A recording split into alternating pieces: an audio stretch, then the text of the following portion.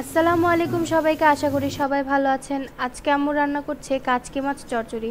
তো শুরুতেই এখানে আলু কুচি, পেঁয়াজ কুচি আর কাঁচামরিচ দেওয়ার পরে আদা রসুন বাটা, লবণ, মরিচের গুঁড়া, হলুদের গুঁড়া, ধনিয়ার গুঁড়া আর জিরার গুঁড়া দিয়ে দিল।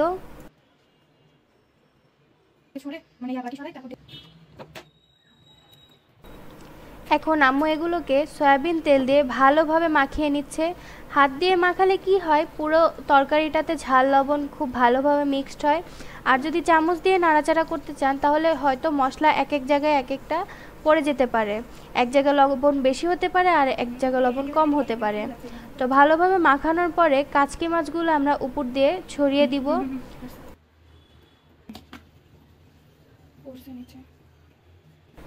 সামান্য পরিমাণে পানি দিয়ে দিব, বেশি পানি দেওয়া যাবে না, যেহেতু এটা চচ্চড়ি করছে তাই বেশি পানি না দিয়ে সামান্য পানি দিয়ে এবার চুলার আঁচটাকে মিডিয়াম রেখে দিব। কিছুক্ষণ পরেই আমাদের কাচকি মাছের তরকারি এখন রেডি। আশা করি সবার ভালো লাগলো। সবাই ভালো থাকবেন, সুস্থ থাকবেন, and thanks for watching this video. আল্লাহ হাফেজ।